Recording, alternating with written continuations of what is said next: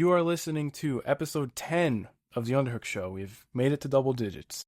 My name's Steve, as always, here with my co-host Chris. Chris, how you doing on this Thursday evening? Good. It's finally warm in Indiana. A little too warm, if you ask me, but we did it. We got out of the winter finally.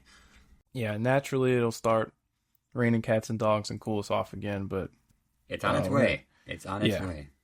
But before it gets there, we're enjoying it now. We will have some television to get into, as we always do. But first, I think it is important that we touch on some unfortunate news in the wrestling world. Over the weekend, Sabu passed away at 60. Massive loss. I think one that maybe some didn't really put into perspective. Not to like shame anyone, but it's more of the fact of like how influential he was. I don't think it hit a lot of people until after the fact, but huge part of my wrestling upbringing. I mean, still love his work now, and it's a real shame, man. Like, crazy enough, like, one of my first EC or Sabu memories was him when he dove off the Raw sign back in the 97? Yeah, 97. Yeah. And, like, back in those days, everyone had this little black box, and you could watch pay-per-views, you know, and I was flipping through, and Barely Legal came on, and I didn't know anything. Like, I knew nothing about any of these wrestlers, but I watched, as a kid, I shouldn't have watched it, but I watched Sabu and Taz, and going back now and seeing what I know is one of the best rivalries probably in pro wrestling history. One of the best rivalries in pro wrestling history. Yeah, and absolutely. Innovator for sure. Learned from his uncle. It's a huge loss for wrestling fans, hardcore fans, deathmatch fans. It just sucks, man. And then I guess it also just sucks. Like in a sport that we love so much, death is so common. Yeah, prevalent. I'm with you on that. I do think though that Sabu, he believed in what he was doing so much that we all did too, you know?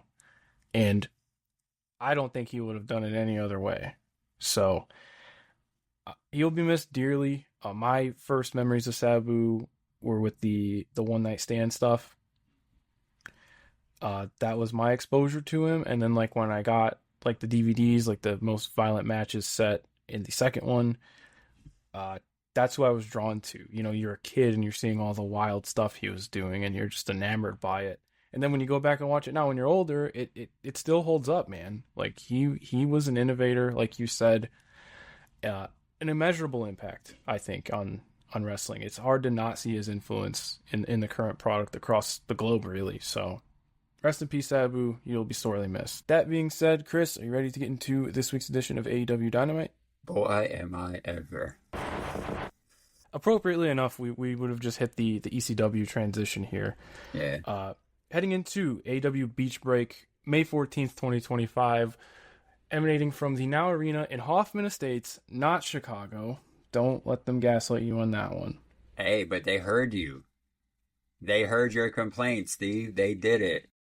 Yeah, this was one of those things where it's like when you whine enough and then you get like an overcorrection and then you don't really know what to do with yourself. That's kind of how I felt because AEW announced 6 dates in Chicago over the span of 3 weeks in July, which the pre-sale started today, and it looks like max like 1,400 people. Like these are going to be small room shows. I'm hoping I get into one of them. I have a pre-sale I will hand off to you after the show. I did not. I could not swing mine just yet. There's a big caveat, and this is not AEW's fault by any means, but because of the venue, Aragon Ballroom, they are Live Nation shows. And if you know anything about Live Nation shows, they really kick your ass with the fees. So I might just wait. I was not able to swing mine just yet, but I do plan on attending. I want to go to a Dynamite. I want to just go to like summer wrestling shows. Always, you know, it's always like the move. I see a show at the Aragon. Like a wrestling show at the Aragon. Like I've seen it, like you said, I talked to you earlier about it when they announced it, and I seen a concert there, and the concert there is awesome. I can only imagine wrestling. Yeah, I think they're going to use the stage as like the ramp area. there Similar. wasn't too much available. Yeah, like what we've seen. Yeah. To add what you were going to say, wasn't too much upstairs. There were like tables with reserved seating, which I kind of wouldn't mind going to the balcony for that, because I imagine the view, especially if you care about a lot of the intricacies in ring, being upstairs might be the move, and it's about $20 cheaper than a floor seat. So Yeah, I looked into it too, and I was like, I would get the balcony. I would try because at Thalia Hall, where GCW normally runs their shows, I really want to run their. Like, I want to sit in their balcony up there because it just looks like the best seat in the house, honestly. yeah, as long as you're not in like a giant room or a stadium, having a little bit of elevation just to see over everyone, that's kind of what I prefer. But I definitely want to get in the building at some point. I'm gunning for that first TV after All In, but I don't know yet. Well, I'm gonna just we'll discuss after the podcast. yeah, we'll whatever makes the most sense. Well, because my buddy Josh would like you and your brother to accompany us one time. So yeah, we'll try to coordinate. That'd be a lot of fun. We can get into TV though, which they used being in the area to promote this residency, which you don't really see with majors anymore. So AEW kind of, I don't know if it's necessarily harkening back, but definitely doing something different that you haven't seen. The most I could think of is like TNA doing this. Yeah, I was leaning more like a TNA, like going to smaller arenas, and it worked out for him. So, and what's working out for him too is the commercials that they're running, similar to what WWE used to do back in the day, like, oh, tickets as low as $25. Get that market out there, you know. Unfortunately, not for these shows, but yeah, well, yeah. But, hey, it's the price you pay for. You win some, you lose some. You know? Yeah, price you pay for the tiny room, and you get six swings at it. Because then when they come back to Wintrust, tickets will be like $20, and then we'll be golden. Yeah. Your fee is going to be more than the seat, but I'm here for that. So yes, Dynamite Beach Break. They kept referring to this as one of the biggest nights in the company, which I didn't personally understand, but I guess when you are defending the world title on TV, it is a big deal. AEW does not do that all the time. It gave me very like WCW Nitro vibes, like when someone would defend the title on it. So I got it, I understood, but I also understood. I didn't get watching the show. I didn't get the vibe. No, crowd was up for it. I think though that it's not to throw dirt on our own market here, but Chicago crowds have not been what they used to be. They did pretty well, as far as attendance goes. I normally don't care about this stuff, but I did see the WrestleTix post. They didn't do upstairs seating very much. This was primarily lower bowl, and they had around a little under 5,000 in the room, so decent crowd for a weeknight. So it came off good on TV too, because I was actually going to ask what the crowd was. Not that I normally care, because I'm a wrestling fan, but yeah. Like I said, the crowd seemed hot, honestly, all night, even in spots that shouldn't have been. But sure, yeah, we will get into all that. One more thing before we do, because when this was announced, you and I were kind of like, well, we want to be there, maybe we can't, and it was up in the air for a while, and neither of us ended up attending.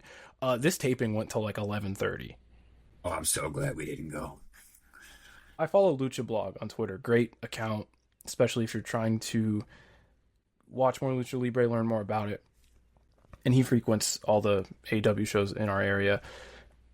The last thing that they ran, they did a CMLL trios at like damn near 11:30 at night. It typically would have been a little upset to miss all of that. But now I'm thinking having to drive home and then be up early the next day, it just logistically didn't make sense, and I'm not upset. I am a little bit upset though that they flew all those guys out there and didn't put them on TV. Yeah, but would have made more sense. What did make TV though was our opening contest. The two finalists of the Owen Hart Foundation tournament on the men's side, Hangman Adam Page and Will Ospreay, taking on the Don Callis family in the Takeshita walking weapon formation. And this got about 18 minutes. I expected this to open when they confirmed that the cage was going on last, because this screams patent Dynamite hot match to get the crowd going. And for the most part, I think that's what this was. I think there could have been a little bit more heat on the heel side of things, but this was fun. I don't have too many complaints. Yeah, I have zero. A couple good spots in the match. The not the spot where Hangman connected with Ospreay's face, but uh, the spot where they both stopped almost hitting their finishers on each other. And like the hidden blade one was pretty dope. He stopped like 2 inches from his face. But Yeah, maybe milked that a little too much, but yeah, that's I how you focused on that a little bit too much. But yeah, that's a no, nitpick. yeah, it's a little nitpick of but it wasn't that bad. It was a good match. Kind of figured the outcome, but we all knew the outcome would be. I think I was dreading them kind of doing the will they coexist thing because we've seen it so much in American TV wrestling, especially. But I think they handled it well enough. Yeah, I mean, it wasn't bad. It was a good match to get all four of the guys on TV ahead of Double or Nothing. Yeah, and I thought Hangman's hot tags in this were great. Oh yeah, the one part I mean, he tagged him in, or he tagged himself in. He points Takeshita, get him, and I was just dying laughing. Hangman's great. I love Hangman. Yeah, absolutely. But yeah, the baby faces go over, putting the threat to bed, but still hanging on to that tension heading into this final next week. Which this didn't necessarily change my opinion on the match. I'm still excited for the singles match, regardless. I'm more excited to be tired of tag matches, I think. Yeah, and I don't know if I don't think much was announced for Dynamite next week aside from one segment. But I would imagine that they'll at least have some sort of interview. I don't know if they're going to wrestle because I'm sure that they're going to go 25 at least. Yeah, now that we know, well, we'll get into it, but now that we know what we think the main event's going to be. Yes. So after a really poignant tribute to Sabu from Taz, hard to watch, but really, really hit home. You know, everybody on commentary doing the signature point as well. Nice touch. I think they handled that tribute incredibly well. And I want to see what they do for Mongo on Saturday. Yeah, I'm interested to see what they do for Mongo. Yeah, man, we talked about it earlier, but it just sucks. A lot of loss going around, man. It's I guess terrible. this one more so for it sucks more because I was we just seen him a couple weeks ago. You know? Yeah, exactly. Following that though, Tony Schiavone left the desk to. Actually, I don't think he was on commentary. Riccaboni was the third man on the show. Forgive me. I kept doing that all night, by the way. Mm-hmm. Yeah. Schiavone, though, interview segment with Nigel McGuinness, actually, and Daniel Garcia. The purpose of this segment was to build to a really sick match on paper, dude, for Double or Nothing. Give me this. Yeah, I'm down. Just give me this. Heel FTR versus Garcia and Nigel. Yeah, count me in. I think that'll be awesome. I know that they're chomping at the bit to wrestle Nigel, but I also think this is exactly what Garcia needs to heat him up. Yeah, he needs something. I feel bad for my boy. Yeah, so Stokely facilitating PWG champ in history. Yeah, the current lineal champ. Stokely's here though to facilitate and delegate, as he claims that FTR are not in the building. This was obviously a ruse. They come in, they shit can everyone. And a nice step in the direction to confirm this match, which if they don't confirm it by Saturday, I'm sure they will next week. This has pay-per-view written all over it. And I'm just glad we're getting another Nigel match. You know, any Nigel match at this stage is a bonus. And yeah, I'm really inspired booking, I would say. Yeah, I'm stoked. I'm ready for that. I've always liked seeing Nigel wrestle, so. But crazy line by Stoke, by the way. Oh yeah, he was incendiary. I mean, him getting to really lean into the heel stuff and being nasty. I think he's relishing it as much as FTR are as well. Well, yeah, for sure. Yeah. So this is good stuff, man. I'm here for it. Following that, we got the tag match that we wanted. Let's fucking go. Hurt Syndicate facing Top Flight in an eliminator match.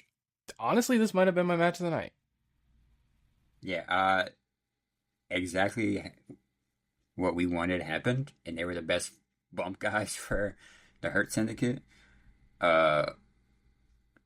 was it not Dante? I always forget his brother's name. But Darius. Darius was taking those Germans by Shelton Benjamin like a champ. So And just some of the bumps they were taking, like in the corner and on the apron and stuff. yeah, Yeah, it, this is exactly what I wanted, and it begs the question, why are they not doing this every week? because they have to bring out MJF.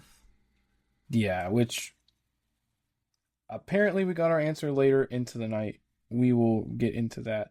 I actually got these out of order. I had this out of the Ricochet match, but we'll just carry on.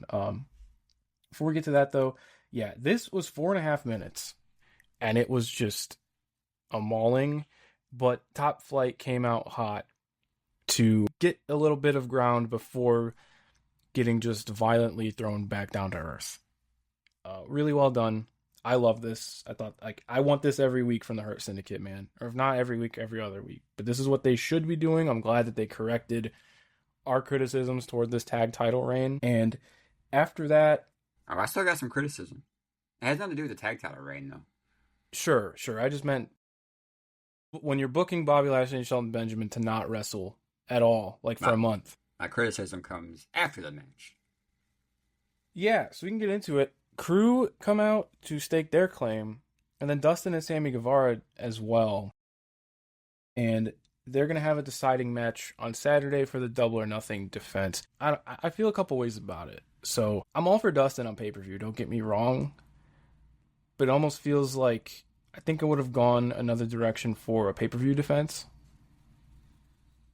Because I feel like it's going to be Dustin and Sammy. Sammy was on the first Double or Nothing. We know how Tony Khan likes the book, so was Dustin, you know? And the fact that Sammy's been winning matches on TV. Mm-hmm. Yeah, it's going to be them. Yeah, Dustin still has those two belts. I believe he's trios champs with the Von Erich still. Which yeah, he is. Okay. And then he's tag champs. Yeah, with Sammy. So. Yeah, doing Ring of Honor tag champs versus AEW tag champs. I don't know if that's necessarily the best idea, but I think if you take all of that element out of it, Dustin still got the magic, man. Yeah, I mean, him and Shelton will go, you know? But yeah, granted, I could be wrong. It could be Crew. I mean, Leo Rush bumping for Lashley, and especially with their history, you know. He has to do it. Just do Lashley one time for me, man, and I'll you know, I thought he was gonna do it. I thought he was gonna start saying it, but he didn't. Damn it. Yeah, so I believe those spoilers are out. I'm not gonna look at those because we're not talking about Saturday show. We're talking about Wednesday show. But that's on the table. I kind of want to see Dustin though get the title shot. I wouldn't mind. Yeah. But before that though, Ricochet facing Zach Gowen. And canonically, Ricochet took Zach Gowen's leg on Collision and has just been hanging on to it for, what would that be, 4 days? It's been chilling. Just chilling with his leg. Just been kicking it with his leg. Now, I understand the apprehension towards this. I'm going to play devil's advocate. For Ricochet just being the biggest piece of shit on the roster, this was right up his alley, and it carries his momentum without having to put him into a major program right now. And Gowen's kids look pretty young, so if this was to give his kids a chance to see him wrestle on a stage like this, even better. I thought he looked really good. I ain't gonna lie. I didn't mind. Criticism aside, didn't mind it. The only thing I think that they should have done was have this match in Detroit, since he's from Detroit. It would have made more sense. But yeah, hey, teach his own. Don't care. It gets Ricochet on my TV, so I'm cool. I cannot believe. Like, I know I keep saying it. This run has been incredible. It's been everything that this is the best character work he's done. Yeah, full stop. Yeah, like WWE didn't really give him they gave him they let him shine as a wrestler, and they did his thing or whatever. Like they had him Intercontinental Champion, all that, but they didn't have him a character. This is like full-fledged both. You're getting a good wrestler and you're getting a great character out of it. So And I don't need him with a belt. Like I know I don't. his goal is to win a belt. I think he will win. Like I think he'll at least get like the TNT title at some point. But you just want to see this guy get his ass kicked, and that's the whole point here. You know what I mean? And what he does better than a lot of heels on national television right now is he is so committed to eating shit, and it is wonderful. There needs to be a certain level to where you're not afraid, to show ass, so to speak. And he is 110%, 10 toes down committed to playing the fool, It's awesome. Some awesome bits from this match, like him doing the figure four with the one leg. Oh my god! Yeah, I didn't mind it, man. I just remember Zach Allen getting destroyed by Lesnar. So yeah, but I just mean as far as just getting for everybody involved committing to this, I don't think there's a problem, with like the optics of it, so to speak. But as far as getting Ricochet over as just the biggest scumbag in like mainstream wrestling right now, it's going so well, man. This was really good. I like this a lot. I didn't honestly never have a problem with it. And if he is not on Double or Nothing, I think he might be on the independent show the night before, which makes things really interesting. Just because there's all kind of crazy names you can pull. I'll give you the updated card for that after we talk about TV. So after that was the Hurt Syndicate versus Top Flight. We had an MJF segment, the interview in the back. So he had a pre-tape with Renee first, if I'm not mistaken. Yeah. Right, which built to their in-ring segment at the top of the hour. And it was more or less him just saying that he's going to be champion with the Hurt Syndicate by his side, yada, yada, yada. Renee says, yeah, you thought about what they say no. And then we lead into this. Sure. So then that led directly right to the segment, correct? Yep. It leads into the match. Yeah. And then the match leads into MJF, because then Shelton runs after the match. Mm-hmm. Shelton runs and finds MJF, brings him out. Sorry, my run sheet is like backwards for some reason. I got mine right here, the one I wrote down. So. Yeah. So that being said, we get to the ring. It's what supposedly is the big decision, and we're all expecting MJF to get shit canned. He's hiding in the back behind Tony Khan, which I could take it or leave it with the kind of pulling back the curtain there. But funny bit, you get into the ring and it turns out that, yeah, like he is being accepted.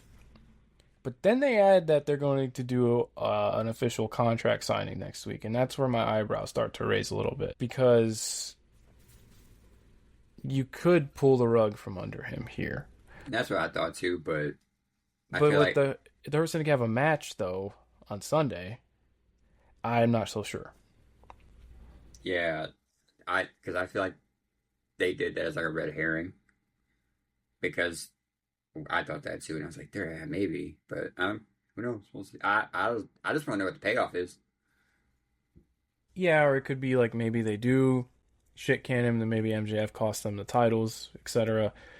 There's different ways you can go with this. I do think ultimately, though, I think the plan is to do MJF versus Lashley at the stadium. I think that is the plan, because you're gonna have about 8 weeks worth of build after Double or Nothing to get there. So I think that's where they're going. I mean, we'll see. Convoluted, but very convoluted, and we've expressed our dismay with how they've gotten here, but it is what it is, man. Was the 4-way next? Yep. Your favorite, the 4-way eliminator. Yes, I mean favorite sarcastically as I hate the idea. I hate the concept. This one was a little bit better. But Tony took the fall, so it's a clear... This one made sense. Ish. Yeah, because I was going into this thinking, okay, I like that Mina and Azumi are on the television program, but you can always get there in ways that make more sense. But the fact that Tony did lose via Mina pinning Tony with a small package after about 12 minutes, it does make sense because the whole point of that is being if the champion loses, then whoever claims the fall gets the title shot. Don't have too much on the match. I mean, I thought Azumi had a really good showcase. I believe this was her first Dynamite appearance. She did a collision last year. Funny enough, against Toni Storm. So that was cool. She's actually the strong women's champion now. She pinned Mina in the three-way on Resurgence to end Mercedes Moné's reign. They also kind of tied that in to explain why Mercedes doesn't have that belt anymore, which is good continuity. Just because obviously not everybody's going to be watching a New Japan of America show from the AEW core audience. That worked for me. Don't have too much on the match, though, otherwise. Other than Sky Blue's coming back. Yeah, Sky Blue's back in semi-hometown, too. So, other than that, solid four-way. I mean, I had no issues. I like Azumi. I like Mina. Interested to see the match, I guess. Yeah, this would be a rematch from Forbidden Door last year, which I like that match. So I want to see how they build off of that one. If Mariah May wasn't rumored to sign, I feel like she would interfere in this match, but I still think that's on the table. That's why I said I don't think it's too far-fetched, you know? Mm-hmm. Speaking of Mariah May and Sky Blue, going back to the, as I always call it, the Tony Khan booking parallel, it was the pre-show of All Out in this very building where Mariah May attacked Sky Blue.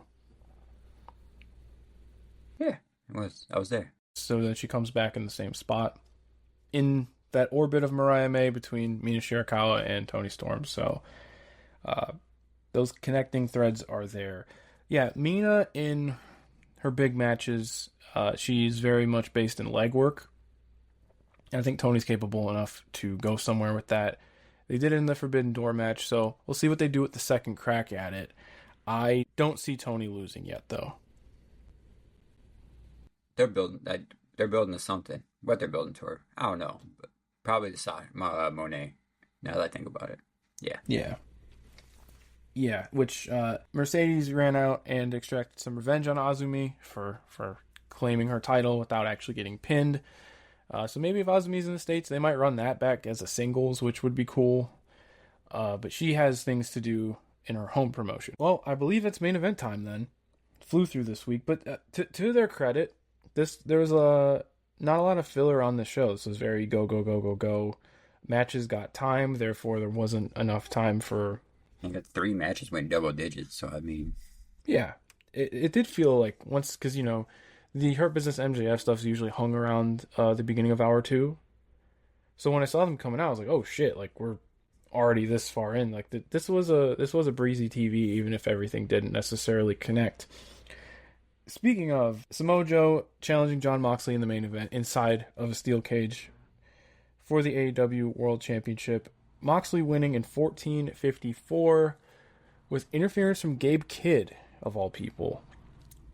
Now, before we talk about the end of the match and the closing angle, I don't really know how to feel about this match because they did a lot of things that I absolutely loved.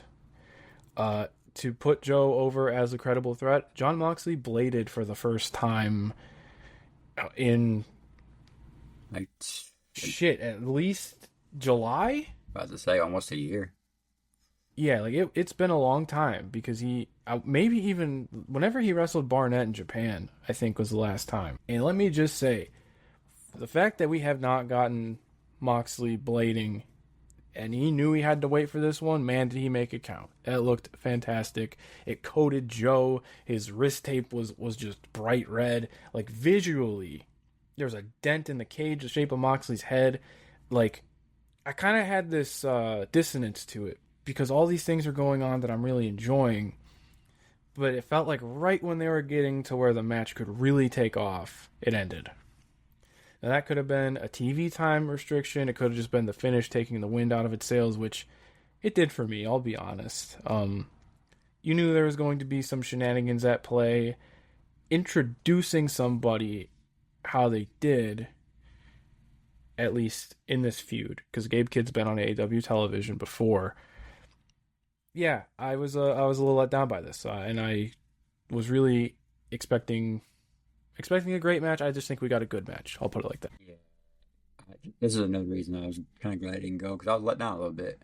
Yeah. And then I'm kind I'm intrigued to see how they explain this one because the Bucks just beat Gabe Kidd at the War Dogs at the New Japan thing, and now Gabe Kidd's Now they're teaming. helping him, and no. Yeah.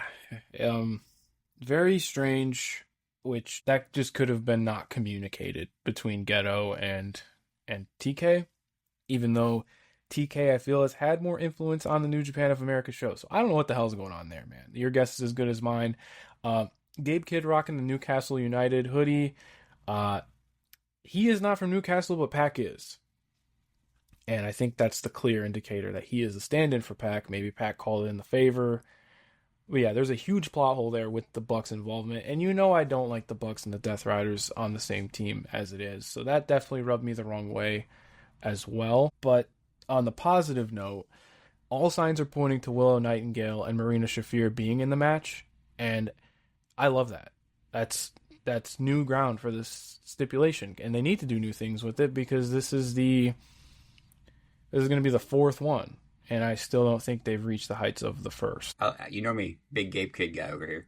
So I'm always down for it. And I think the match type will fit him well for what they're doing. Yeah, like it's just straight violence. I mean, yeah, like this is just going to be like a chaotic brawl around the building, and like he's done that plenty in his career already. So I don't think he'll be a poor fit by any means. A lot of it just doesn't make sense because I've heard this man say "fuck AEW." I mean, I get it, storyline, shoot, whatever, boom, boom, whatever, storyline thing. But it's like I've heard this man out of his mouth say this, and then he shows up. I get it. He's shown up before too, so it's not like it's a first time thing. But I'm interested to see how they make it make sense. The Bucks being involved sucks, but they're gonna have to do some work there because now the team they're facing is probably going to be presented as, quote unquote Team AEW, right? So that's Gabe opposing them, but the EVPs are going to be on his team. Like EVPs of the company, he's going to be working with after, he did the fuck WWE, fuck AEW, Shin Nihon Ichiban, like, yeah. Who just beat him at a New Japan pay-per-view like a couple of days prior. But yeah. So I don't know, man. It's definitely a choice. So I want to see some sort of explanations, and they've done, to their credit, like they've done decent jobs at explaining things and stringing that continuity together. Why isn't Okada in the match then? So he was out there. Yeah. Speedball kind of chased him off. So we're gonna get the kind of like Speedball Okada at Double or Nothing, you think? I'm not sure, because I think if you group them into the match, you have these 3 TV specials like right after. So they might make this like a full-fledged feud between them. And like I said, this might be like a 14-person match. Yeah, because I'm saying, and there's one more person you could have put in this spot who I've been advocating for. Who's that? Where's Jack Perry been at? That too. I mean, I mean, it can't. That would have made more sense storyline purpose. Yeah. I mean, then I would have been really happy. I wouldn't have made the trip. But yeah. But no. But I mean, you're not wrong though. Like, continuity wise, he's sitting at home. He's already associated with the Bucks. And then like Moxley made that remark last year saying, you're a good kid. You're a good kid. The last image we seen was all of them running out of the office, shredding all that stuff. Like it makes sense to have him, but I mean he's still, and then he might just come back during the match. That's what I'm saying too. Unless you have him just pop back up during the match, kind of thing, because anything's possible. It's. He might do another fire spot if Arizona allows it. And having 2 women in the match was pretty badass too, though. So. Yeah, because Willow has been, she's been like sequestered to this. They haven't really let her have her own like moment. path. Like yeah, like she hasn't been involved in the tournaments, the title scenes, or anything. So as a blow off, this would work for like a blow off for her and Marina. And I'm really excited because as we've seen in the past, Willow also thrives in these like wild plunder brawls. Yeah, I'm stoked. I'm waiting because all the like hardcore matches she's been in and all like that have been awesome. So I'm stoked to see what she's gonna do in this. I would argue, like to say that I'm more interested in seeing what she contributes to the match than a lot of the dudes in the match. Yeah, no, I feel Yeah, that one for sure because it's different. That's why I want to see it because it's like they never done two or they never had women involved before. I don't think. and she's not afraid to do like she's not afraid of But yeah, anything. Like yeah, if you no, look at the power bombs off the stage and like the stat match alone, like from last year. So her involvement, I'm very excited to see, and I don't think because I don't know if we're ever going to get that singles match. I think this is a way to say you can blow off the feud here, and you could do a lot more than just a singles match to where maybe that wouldn't have necessarily the same investment if unless they're going to be in the main event. Like that's awesome. So good for them. Good for them. I don't think the rosters are set, but it is going to look like it's going to be a lot of people. I will say that they nailed the swerve stomp off the cage. That actually looked really awesome. yeah, that looked. I thought he got hurt. I was nervous for a second because they took a I second to was get up. I was scared. They did catch him. Yeah, I was scared though because the dive off this AEW cage has gone wrong so many times at this point that I'm just glad it went well because off the top of my head, like Edge. Copeland, I said Copeland. Copeland blew up his leg last year, and then speaking of Jack Perry, remember he grazed the table against Yeah. Luchasaurus? Like that looked nasty too. So I'm glad that they got it right because with nothing to break that fall, like we saw with Copeland, like you need to catch him, and they did a good job. So I'm trying to connect all the dots myself because they only have three more TVs to Yeah. to iron all this out. That was closing angle of Dynamite, but we do have some Double or Nothing news. This is the updated card. Let's go from the top. So we got the men's Owen Hart Foundation tournament final between Will Ospreay and Hangman Page, as we established at the beginning of the show. Then on the women's side, still Monet and Hayter. Hayter did do a run-in when Monet got her heat on Azumi. I think that they need to do some sort of segment with both of these matches on the go home, which they normally do. I feel like for these tournament matches, they do like a big interview or something, Yeah, just to set it up one more time. They've been teasing. They've been teasing that haterade. If she hits it, I think it's over. Like, And the bump on that would be awesome. it's gonna be nuts. Yeah, which natural story there. Be building to a move, you keep being deprived of it. When you finally get it in the match, it's a big moment. It's good stuff. Both of those are confirmed for world title matches at All In. And well, I got spoiled who's going to be challenging for the tag title match. That is confirmed, but the tag match is happening on the show. And then the Tony Storm Mina Shirakawa match is confirmed. Anarchy in the Arena not confirmed yet, so we don't know all the moving parts, whether Speedball and Okada will be its own match, whether they're going to be involved. I think if you just look at just the fuck ton of people at the end of this show, I think if they're on screen, they're going to be in the match. Maybe not Prince Nana, but you know what I mean. Well, Prince Nana was out there vibing. Well, when he jumped off the cage, I just seen him just get doing his little Nana dance. But We love Prince Nana. I think he will be involved. He'll probably take a bump, but Right, I just meant like sanctioned competitive. oh yeah, no, it's gonna be nuts. It's gonna be fun.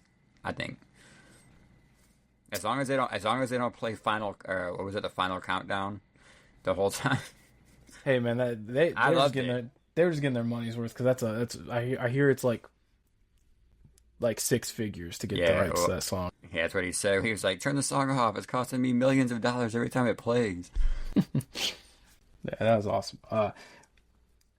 I'll say one more thing about Anarchy in the Arena before I want to read you the updated card on the night before, but I'm cool with them just making it a complete clusterfuck of a match because they've done smaller teams in the past, and I've been rewatching them on the channel. I did like a side project where it's like just talking about every Bryan Danielson pay-per-view match from the run, right? So I rewatched it was Blackpool Combat Club versus the Elite. And they kept it at ringside with the smaller teams. They did like some stuff in the concourse. I just didn't feel as wild as the first one. I think they got closer last year with like the car wreck and the fire, which like talking out of context, it sounds so insane, but Darby hanging from the ceiling, you know what I mean? Yeah. Yeah. And then But I the think, flamethrower and yeah, exactly. What I think you're gonna get here though, depending on the building layout, I don't know where they're running the show. I have to look. If you do have like 5 pairs or like 7 pairs all around, all over the place, with how well they've done a job, you know, we lament AEW production, which man, they had some production gaffes on this show, but they usually do a really good job with this match. They're prepared for this match, which that's an accomplishment, man. So I am looking forward to this, and I do think at this point you should just say fuck it and make it as wild as you possibly can. Especially with, you know, how down people are on the Death Rider stuff. I think you can, if you just make this complete insanity to just go off on a high, have the baby faces win too. Yeah, I think it'll be good. Although I wouldn't be surprised if Jack Perry does come back to swing the victory for the heels, because you know, my opinion's on him aside. If you don't bring him back now, when? When would it make sense? that's what I said. Now's the perfect time if you bring him back. You have to, I feel like. Yeah, this is it right here. I mean, yeah. So have him do the Spike Dudley bit where he just comes out of nowhere with the lighter fluid. yeah, do something. There you go. Again, I don't know. I'm not caught up on Arizona athletic commissions when it comes to fire, but hey, man, you never know. But that was AEW Dynamite. I think it was a pretty decent TV, even though it was let down by the main event. Like we said earlier, having the matches go a little bit longer, you kind of limit the amount of bullshit going on elsewhere. Not free of it entirely, but overall, I thought it was an okay show. It was a good TV show. It blew by too, honestly. Easy watch, I would say. Oh, for sure. Now, I want to read you this updated card for the night before, which, again, tribute show to the late Dean Rasmussen, hosted by Secunda Kaeda, Action Wrestling, and AEW, because there are some pretty exciting announcements for this card. So, the 10-man Cybernetico between independent wrestlers, CMLL, and AEW is updated to, if not 5, it's 4 people. 4 people at this point. So now it's Dr. Cerebro, Gringo Loco, Hologram, and the Beast Mortos was added. Oh, hell yeah. Yes. So still no CMLL wrestlers announced for it, but it's one to keep an eye on for sure. But now we're getting some singles matches added, and there's a couple of doozies here. Just announced as we were recording, Rhino is in a singles match with one called Manders. Let's fucking go. That is sick, dude. I'm in. I'm sold. I'm all over this. And then for the grapplers, or the fans of the grapplers, I should say, Lee Moriarty will be defending his Ring of Honor Pure Wrestling Championship against Matt Mikowski, which right. I'm really excited for. I don't know, like, if you're not familiar with Matt Mikowski, he is an awesome technician. I think if you're into just that real, like, solid technical, no bullshit professional wrestling, this will be up your alley. And really, really awesome match announced, I want to say a couple nights ago. Adam Priest will be facing Mad Dog Connolly in a dog collar match. Yeah, that's the one you were telling me about. I gotta check that one out. Yeah, so last year, Mad Dog faced Demus in a dog collar match, and it is praised by many as a match of the year candidate, even a match of the decade shouts for it, just for the level of unhinged violence in the building. Like, the promoter had to scream at them just to get back into the ring. While that might not capture the energy of Priest, I think when you combined Mad Dog's violent tendencies with Adam Priest's heel shtick and his affectionate bullshit, you have something awesome here. And he can kick ass in his own right too, don't get me wrong, but I mean the dynamics there are, it's a lot more three-dimensional than just like getting blasted with violence for 10 minutes, which hey, we love that here, don't get me wrong. Very interesting card. I'm sure there'll be much more added to it. I was asking around today, and somebody in the Violent People Discord told me that I believe the plan is for the show to be streamed for free on the Ring of Honor YouTube page. Oh, that'd be sweet. And it's free admission too if you are in the area. Really awesome stuff there though, man. Like Tony Khan does not have to contribute to this by any means. So him giving them the place and the talent, like, or additional talent in response to the independent talent for free, no less. And this is not going to be the last time we're doing this. I believe they're doing one in the ECW arena in September. So this is a great chance to, one, it's free. I mean, come on. Free show to watch or to attend. But a great chance to get acclimated with some wrestlers that maybe you haven't seen before. And just on paper, this already looks like a really, really, really solid show. So I'm really excited for this. I loved the show last year. They put up a couple of matches for free on the Action Wrestling YouTube page. So if that does pique your interest, please go check those out. Especially Mad Dog versus Damus. That is just that's a real motherfucker of a match, man. It is. It lives up to every word that's said about it. So I can't endorse it enough. But yeah, you get a whole weekend now. So you get all the TVs, you get Super Card of Honor on Friday, you get Dean on Saturday, and you get Double or Nothing on Sunday. So I think next week we'll have a whole lot to talk about as far as preview goes. So say next week, look out for the weekly Dynamite review. A whole lot of previewing because I'm probably gonna check everything out. I'll buy a month of Honor Club for Supercard. That's one I don't tend to miss. And I would say I don't know if we're on the same page here. Even if like Ring of Honor is what it is now, they usually do well with the big shows. Yeah, their events are always like, their bigger events are always good. I always tune in for, and I love wrestling, so I'm always gonna just tune in and watch whatever I can. Honestly. Yeah, so we're just short of an hour. We got some room to play with here, so I will ask you a couple questions. Did you catch anything from the World Wrestling Federation in the last week? I saw, let's see, what did I watch? I did see a little bit of Backlash. Saw Gunther versus Pat McAfee. Tuned into that because I'm a Gunther guy. It was a TV match, cool. Did I watch anything? I did see Jeff Cobb. Seen the big dog, Jeff Cobb, come I'm interested to see what they're gonna do with him now, because he don't make him Samoan. Yeah, it's like they're just throwing anybody like remotely Polynesian in there now, which is strange. But I mean, they did it with the Tongans, so like, yeah, I guess like it's a reach for sure. I'm excited to see WWE fans' reactions to seeing the Tour of the Islands for the first time.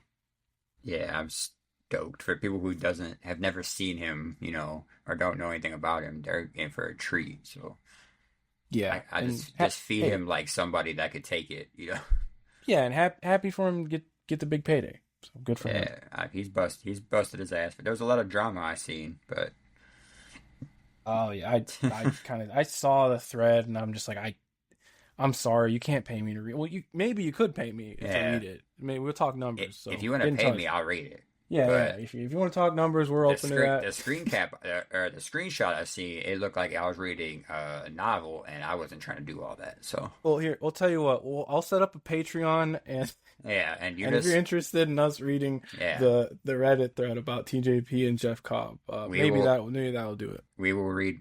We will take paragraphs each and do it. We can trade off. Yeah, man. Oh God. But I did watch Backlash. Yeah, man, that was a B show if I've ever seen one. But I'll be honest, I don't think there was like some outright stinkers on it.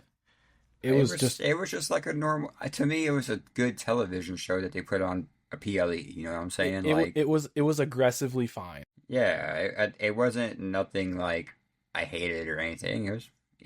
I wasn't bored, nor was I entertained. I guess it was there. You know what I'm saying? Sure.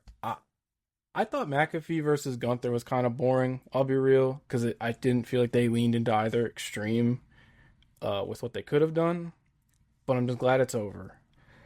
Uh, I like Cena Orton until they basically turned into a Roman Reigns main event with all the ref bumps and the interference.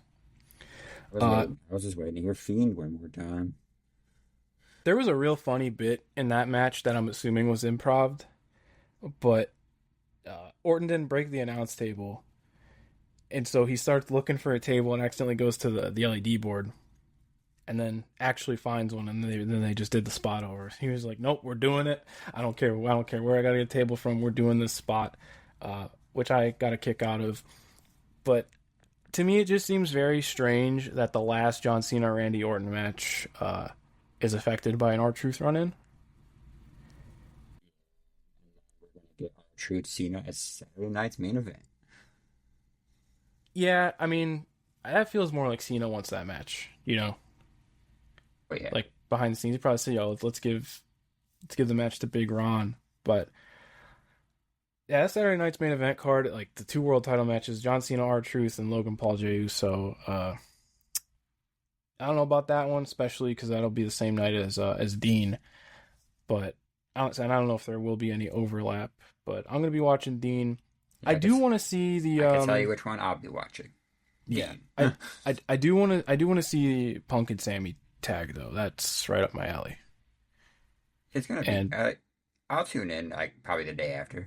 To be yeah, honest. yeah, that might be a good old fashioned hangover show.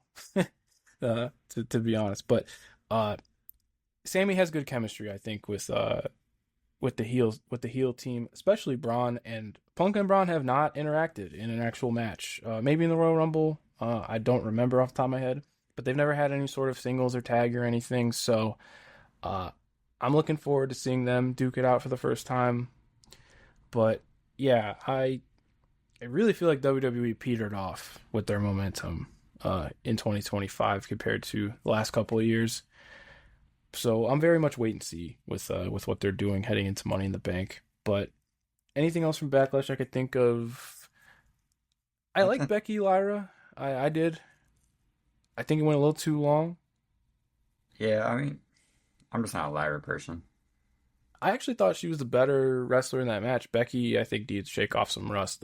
Like her striking, I thought looked outright bad. Uh, but I'm still a huge fan of Becky Lynch, so I think she'll get it together. But that was the one match where it felt like they actually let two people genuinely like work. Like a lot of the stuff on the mat that you don't get to see in WWE all the time. So I was appreciative of that. Uh, but yeah, I don't have too much else on the Fed up to this point. I didn't tune in to much anything else. It's been a slow Yeah, week. It was a slow week this week. it has been, but that's okay because coming out of like Mania, we're covering all kinds of shit, so it's okay. Hey, we need breaks sometimes. We do. We do. Yeah, palate cleanser, you know. Yeah. Looking forward though, we will have a bunch of Deadlock to talk about once we're what's the word I'm looking for here? Ducks in a row, huh? Thank you. That's exactly, yeah. Because we just need to do some logistics, and I'll think out loud on the air here because this weekend is Limit Break, which the card looks really cool. I don't think we need to run it down until we get to see it, which it won't air until the week after, as with all DPW shows. And we're both in the process of we're still chewing on the Spirit Rising stuff, but they're still carrying their momentum. I feel really good coming out of the second night that you still have to tune into. But yeah, man, DPW, they still remind me why I love this shit, you know? Yeah. Best independent company for me now, by Yeah. far. I don't think it's particularly close. You know, because they know what fans want to see, and because they're fans too, and they're fans like us, and that's why I think they just like good old wrestling, like the hosses. They love everything. I just love it, man. It's just a good palate cleanser for everything else we see on TV. But 100%. you know, I'm stoked. I'm stoked to catch out night two, man. Because, oof, you were saying night two was good, so Yeah, I'll tell you this and I'll tell the dear listener this. definitely check out the main event of night 2 if you're going to see anything. Then the Tankman Higuchi stuff as well. I'm not going to give too much because I want to talk about this on the show. In the opener, I had a great time with on night 2. So I'll plot this out now because we are going to have to do some juggling here. As we're not exactly enthused with WWE right now, Money in the Bank's always a big one, and that's right around the corner, actually. It's June 7th. So we're going to have Double or Nothing, and then shortly after that, it's going to be Money in the Bank, and all around that, we're going to be getting, I believe, 2 or 3 weeks in a row where AEW is doing 4 hours of TV, which I was wrong about this time, so forgive me on that one. That's why this is a day late. And on top of that, I do want to do some sort of DPW catch-up special, so you'll have a lot to hear from us, even if we have a bit of a shorter one this week. We just wanted to put something out for you guys that do listen to us. We appreciate you guys. Yeah, we appreciate all the love and support, even calls for merch, which was crazy. So thank you for that. If there is a demand for that, I can make that happen. Josh, I promise it's coming. If anybody will get one, it'll be you, bud. Yeah. So if the demand's there, I can make that happen. I'll put that out there. But thank you so much for listening to our humble little wrestling show here. I always enjoy this, but other than that, I think I'm good. I'm good. There's sounds of thunder are rolling in, so that means it might be time to end. Might be time to call it. But before we do, shameless plug, New Matches Worth Watching dropped on my YouTube channel, talking about some of my favorite stuff from the first half of December. I'm on the home stretch, ready to get this damn project done as much as I've enjoyed it. So that is out there. And on top of that, keep it locked here. Know what? I have something to plug for once. Finally. Let's go. I got something. My Bino boys are going to be in Indianapolis this Saturday doing a Bino tournament. I just wanted to give my boys a shout out. We're going to be down there this weekend. I don't know. I think there's like 10 of us going, 12 of us going. It's going to be a good time at the Mucky Duck in Indianapolis. Wish your boys luck. That for the bowling? It's for Bino. It's finger soccer. Oh shit, that sounds cool. Yeah, it's this game made by these dudes in Arizona that my buddy found, and he ordered a board, started with 4 of us. Now we got like a clique of 30 of us that go around to different breweries and stuff and just play finger soccer, man. So we got a title belt, we got tag champs. We're bringing home trophies, and we're gonna bring home a trophy this weekend. Simple. Damn, dude, I might have to tap in. Bro. I'll send you some links. Don't worry, bro. I'll show you. Damn, I have my board's a United Empire board, actually. That's badass, dude. That sounds awesome. Well, hey, I'm best of luck to you to bring home some silverware. Yes, sir. And I love Indianapolis, man. It's always a good time down there. So we're going down there to check out some. There's a toy store down there called the Toy Pit. I'm gonna check out. So I'm doing a figure hunt. Ooh, so dude, yeah. Mill and I always hit the Target right outside of the city before we head home because my best friend lives down there, and we'll go down there for some shows or whatever. It's on the list. Targets, Walmarts, your boy's hunting. So I got a Minoru Suzuki figure the other day. I'm stoked. Oh man, that's awesome. I know which one you're talking about too. They had it at the Crown Point Toys and Collectibles. So that's where I bought it at. Ball, my friend. Yeah, that's my favorite store to go to. Almost every wrestling figure I have in here came from him. So. Yeah, we try to get there once a week. Unfortunately, I haven't been able to lately, but it's a great spot. So, and I know most of our listeners are local, anyways. So yeah, we'll plug I'll plug anybody that I love. The Crown Point Toys and Collectibles shop on Summit Street. Give them your business. They're good people. They are awesome people. Best toy store around here by far. Yeah. So yeah, the winds are howling and my mic's picking it up. So I will just say, if you want to follow us on the social media, you can find me at Outer Stevon. You can find Chris at the Loserweight. Thank you so much for listening. If you got this far into the show, we'll be back to we got a lot to talk about next week, so we'll be back to our normal length. But if you enjoyed the Power Hour, thank you so much, and we'll talk to you again next time. See ya.